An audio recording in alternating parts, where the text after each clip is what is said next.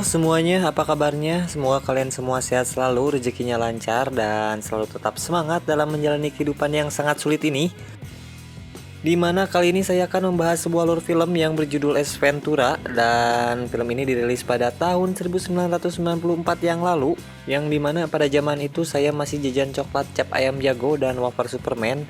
Itu pun kalau kalian masih ingat sama cemilan ini. Lalu film ini pun diperankan oleh aktor kesayangan saya, yaitu Mamang Jim Carrey sebagai tokoh utamanya. Dan dimana film ini menceritakan tentang seorang detektif yang berada di Miami, Florida, Amerika, yang dimana ia hanya menangani kasus dalam menyelidiki para binatang yang hilang atau ditawan. Dan walaupun hanya menangani kasus para binatang, tapi keahliannya ini sebagai detektif tidak bisa diragukan dan dianggap remeh.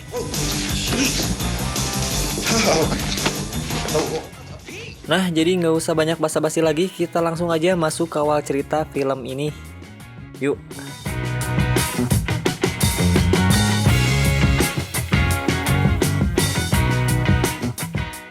Nah, di awal film kita diperlihatkan si mamang-mamang paket yang sangat minim akhlak, di mana dengan sangat apiknya mengantarkan sebuah paket ke apartemen. Yang dimana penerima paket ini ialah seorang bapak-bapak berkumis pagar kabupaten yang ditemani oleh anjingnya. Sounds broken. Most it's a lovely dog you have there, sir. Do you mind if I pet him? I don't give a rat's ass. Oh. Dan tak lama setelah kegiatan serah terima paket tadi, si Pak Kumis ini menyadari kalau anjingnya ini telah ditukar oleh boneka oleh si mamang paket tadi. Yang dimana ternyata si mamang paket ini ialah Ace Ventura yang merupakan seorang detektif hewan. Yang dimana di sini si Ace sedang melakukan misi penyelamatan seekor anjing yang diculik oleh si Pak Kumis tadi. Dan dimana aksi kejar-mengejar pun terjadi antara Pak Kumis dan si Ace ini. Yang dimana sebelumnya mobil butut Ace ini sempat ditambah butut lagi oleh stick baseball Pak Kumis ini. Tapi pada akhirnya si Ace dan anjingnya berhasil kabur dari Pak Kumis yang sempat nangkel di mobilnya itu. Dan lalu pada akhirnya sang anjing kembali kepada pemiliknya berkat si Ace, yang dimana si pemiliknya ini merupakan seorang wanita yang bisa membuat para libido pria berada di titik puncaknya. Aduh.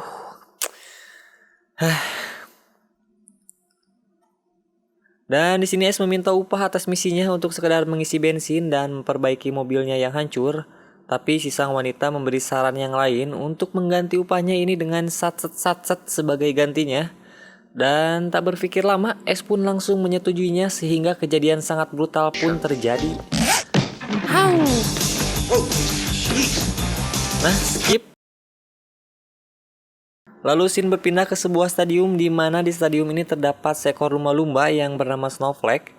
Dan di mana si Snowflake ini merupakan sebuah maskot bagi klub football Miami Dolphins.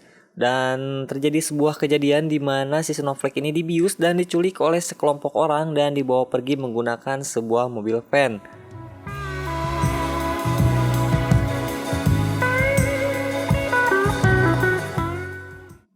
Lalu keesokan paginya di Jorobi Stadium, tempat tinggal lumba-lumba Snowflake, terjadi keributan di mana mereka menyadari bahwa si Snowflake yang merupakan maskot tim footballnya telah hilang. Di mana di sini si sang manajer yang bernama Don ini marah-marah kepada para stafnya, yaitu Melissa dan Roger, di mana mereka harus segera menemukan Snowflake sebelum pertandingan dimulai. Dan lalu Melissa dan Roger ini meminta sang sekretaris, yaitu Martha, agar segera menghubungi polisi. Lalu kemudian ini si Martha menyarankan agar menyewa juga detektif hewan, yang dimana melacak binatang itu sangat rumit dan butuh proses dengan ilmu pengetahuan tingkat tinggi. Nah, selang berlalu di mana akhirnya Ace dengan mobilnya yang masih saja butut sudah datang di Jorobi Stadium, di mana di tempat ini ia bertemu dengan Melissa untuk membahas masalah kehilangan Snowflake. Dan tanpa basa-basi, Melissa langsung membahas pokok masalahnya, di mana yaitu lumba-lumba berjenis hidung botol langka yang merupakan maskot dari klub football Miami Dolphins yang bernama Snowflake ini telah dicuri oleh seseorang dan meminta Ace untuk menemukannya. Tapi si koplok Ace ini dengan lahapnya malah ngopi kuaci tanpa bagi-bagi ke si Melissa dan membuang kulit kuaci ini secara sembarangan, sehingga membuat si Melissa ini merasa jijik dan meragukan si Ace ini sebagai seorang detektif. Lalu kemudian mereka berdua pun melanjutkan investigasinya ke sebuah lapangan football, di mana di sini S menemukan petunjuk, yaitu dia menemukan sebuah batu permata di pembuangan tank tempat tinggalnya si Snowflake.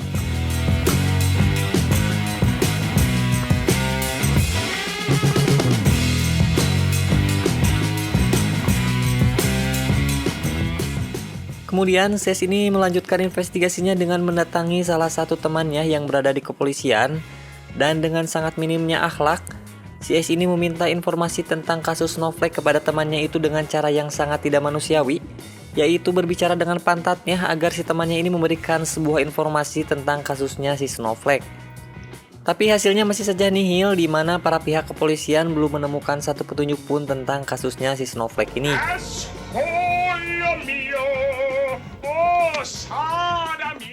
Dan belum sempat menggali informasi lebih dalam, si S yang akhlaknya sangat minim ini diusir oleh kepala polisi, yaitu Lois Ann Horn. Ini dia orangnya. Yang dimana kemudian si S pun pergi dan melanjutkan investigasinya untuk mencari informasi tentang si Snowflake. S pun kemudian melanjutkan investigasinya ke sebuah gor tempat para anak band metal berada, di mana ia menemui salah satu temannya, yaitu Woodstock, dan meminta temannya ini mencarikan sebuah informasi di mana ia bisa mengetahui siapa yang membeli perlengkapan ikan dalam jumlah banyak pada akhir-akhir ini. Di mana kali ini S mendapatkan sebuah petunjuk baru yang mengarah kepada seorang milioner dan kolektor ikan langka, yaitu Ronald Kemp. Yang dimana si Ronald Kemp ini secara kebetulan akan mengadakan sebuah pesta di tempatnya, sehingga hal ini menjadi sebuah kesempatan bagi si S untuk menyusup ke tempat si Ronald Kemp ini. Dan dimana seperti biasa di sini si S dengan otak sengkleknya datang ke acara pestanya si Ronald Kemp dengan memanfaatkan Melissa agar bisa masuk.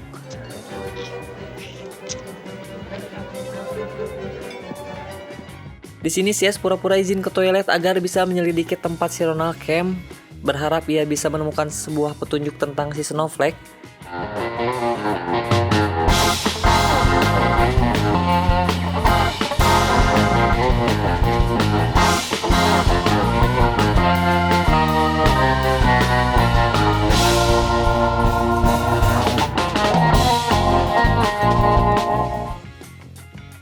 Yang pada akhirnya si S menemukan sebuah kolam ikan tank, di mana ia pikir ini adalah kolam untuk Snowflake.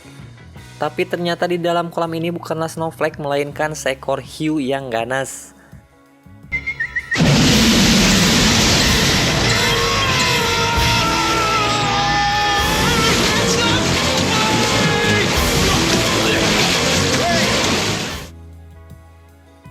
Dan lagi-lagi investigasi S ini tidak membuahkan hasil apapun kecuali si S ini dicabik-cabik oleh seekor hiu. S dan Melissa pun kembali, di mana pencarian mereka masih tidak membuahkan hasil. Yang dimana di sini si S kembali ke sebuah petunjuk, yaitu sebuah potongan berlian ember, di mana tadi S sempat melihat batu yang sama di cincinnya Ronald Kemp. Tapi di sini si Ronald Kemp dinyatakan bersih dari dugaan, dikarenakan tidak ada batu yang terlepas dari cincinnya itu. Dan ternyata potongan berlian ini berasal dari sebuah cincin kejuaraan Dolphin AFC tahun 1984. Dan akhirnya kini si S menemukan titik terang atas kasusnya ini, di mana dengan otak sengkleknya ia berencana untuk melihat satu persatu siapa saja pemilik cincin yang kehilangan salah satu batu berliannya ini.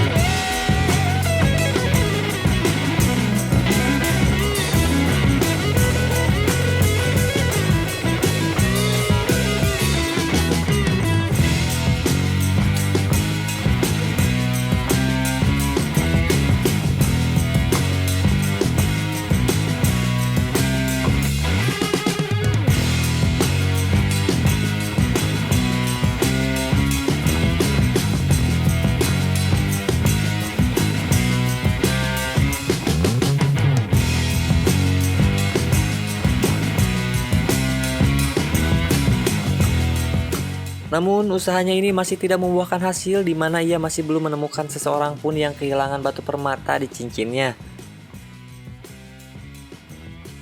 Lalu di sini S dan Melissa mendapatkan kabar buruk di mana temannya Melissa yaitu Roger yang merupakan kepala operasional Miami Dolphin ditemukan telah bunuh diri di apartemennya. Sehingga S dan Melissa pun langsung bergegas pergi ke TKP di mana Roger bunuh diri. Yang di mana di TKP sudah ada para pihak kepolisian yang sedang melakukan olah TKP, termasuk kepala kepolisian yaitu Letnan Lois Einhorn. Di mana para kepolisian berkesimpulan bahwa di kasus ini Roger telah melakukan bunuh diri, tapi tidak dengan si S.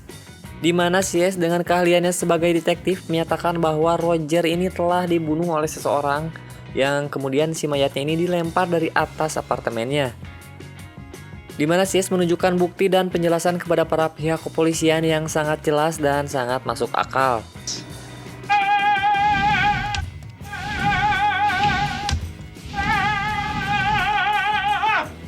This is double pane soundproof glass. There's no way that exorcise the demon. Lalu para pihak kepolisian dan Letnan Lois yang awalnya sempat meragukan si S ini karena kelakuan sengkleknya, kini pun terdiam setelah melihat kemampuan dari S ini sebagai seorang detektif. Dan karena merasa malu dan kalah telak, si Letnan Lois ini yang galak namun cantik pun langsung mengusir S dari TKP. Setelah diusir, lalu kini S dan Melissa pergi ke Jorobi Stadium untuk mencari petunjuk-petunjuk lainnya yang bisa mengarahkan mereka kepada para pemilik cincin kejuaraan tersebut. Hingga pada akhirnya mereka menemukan salah satu seorang yang bisa dicurigai, yaitu Ray Finkle. Di mana si Finkle ini merupakan salah satu pemain yang berada di tim Miami Dolphin pada masa itu. Dan si Ray ini gagal melakukan tendangannya sehingga mengakibatkan kekalahan Miami Dolphin pada laga final, yang membuat si Ray ini dibenci oleh para pendukung tim Miami Dolphin. Dan lalu terdengar kabar kalau si Ray ini pulang ke kampung halamannya di Collier County, yang dimana S pun langsung bergegas menyelidiki Ray ini di kampung halamannya. Tapi sebelum itu, si bangsat S ini tidak membuang kesempatan di mana ia melakukan aksi menggembirakan bersama si Melissa ini.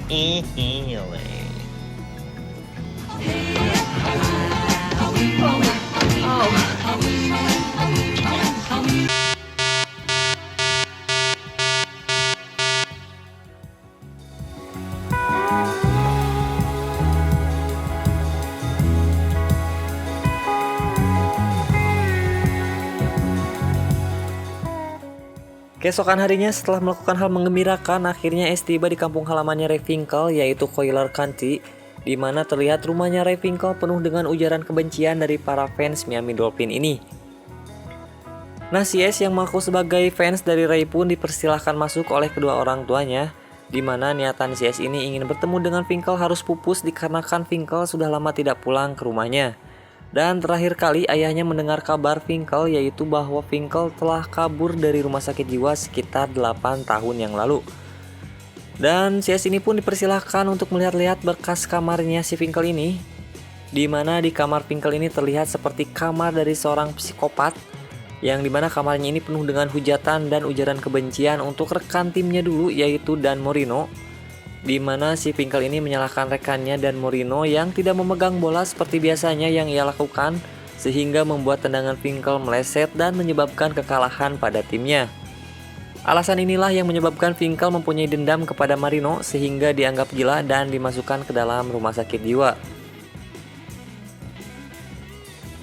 Melihat keadaan ini, S pun langsung bergegas memberitahu Melissa jika Dan Marino sedang dalam bahaya dan meminta penjagaan ekstra dari polisi. S dan para polisi pun terlambat di mana Dan Marino yang sedang syuting telah diculik, sehingga aksi kejar-kejaran pun terjadi yang dimana para penculik ini berhasil kabur dari kejaran si S.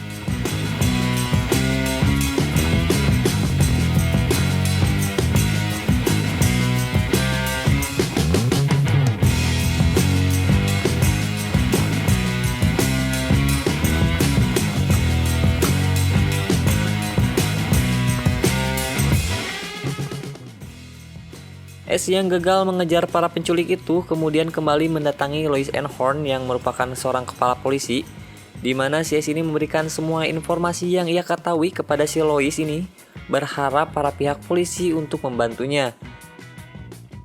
Dan hal ini sepertinya membuat Lois sangat takjub atas penyelidikan S, sehingga Lois memberikan kecupan manja kepada si S ini.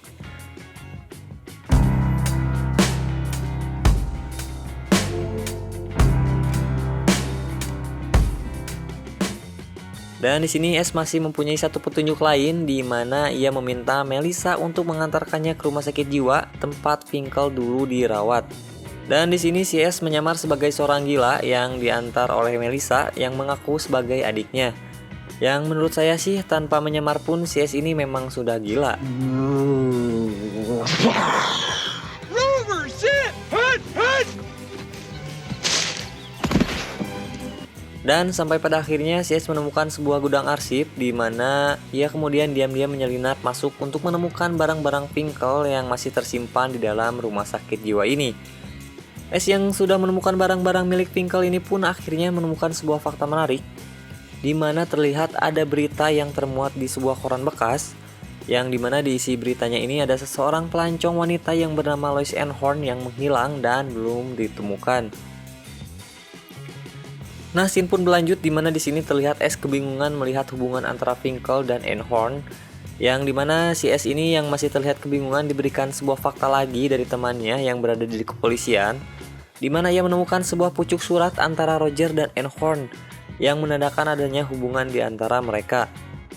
Dan tanpa sengaja S melihat majalah yang berisi foto Finkel yang diduduki oleh anjingnya, sehingga terlihat Finkel sedang memakai wig.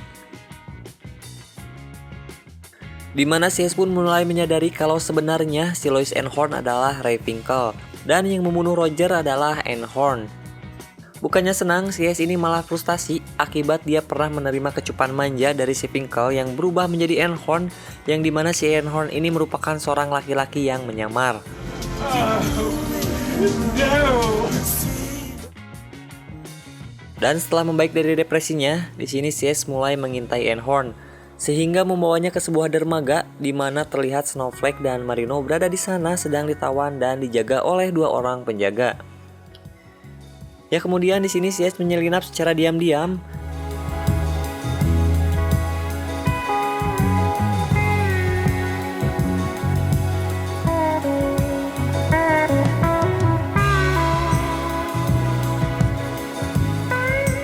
Di mana si S ini bisa membuat kedua orang penjaga ini tumbang.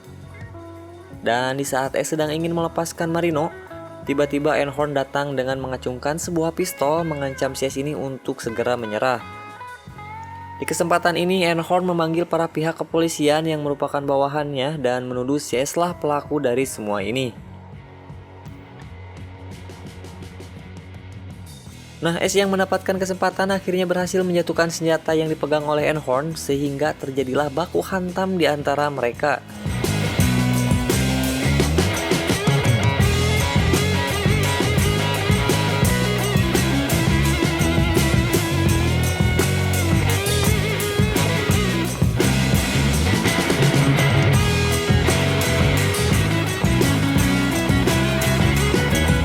Dan dimana saat mereka baku hantam, para polisi pun sudah mengepung tempat ini, yang dimana disinilah S membeberkan semua bukti yang dia punya bahwa sebenarnya Lois Ann Horn adalah Ray Finkel yang merupakan seorang pria.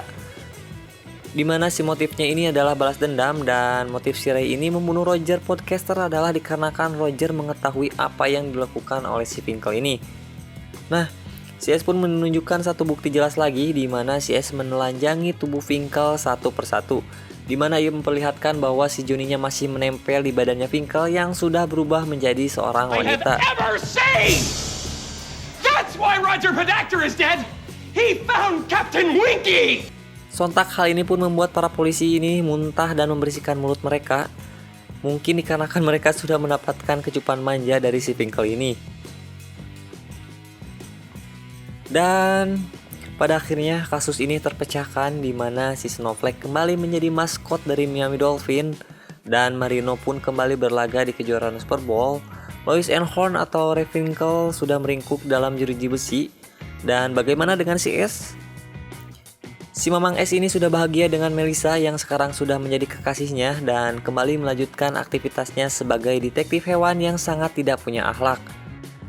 Dan lalu film pun tamat. Nah, sekian dari saya yang hanya seorang diri dan tidak bersama para jajaran. Dan begitulah akhir cerita dari film Fast and Ventura ini, yang dimana saya sarankan agar kalian menonton filmnya secara utuh.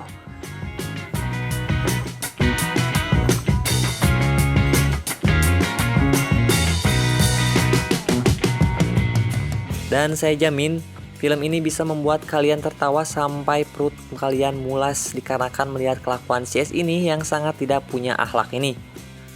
Dan satu lagi dari saya, jangan lupa subscribe, like, dan tinggalkan komen. Dan sampai jumpa di video saya selanjutnya. Salam olahraga.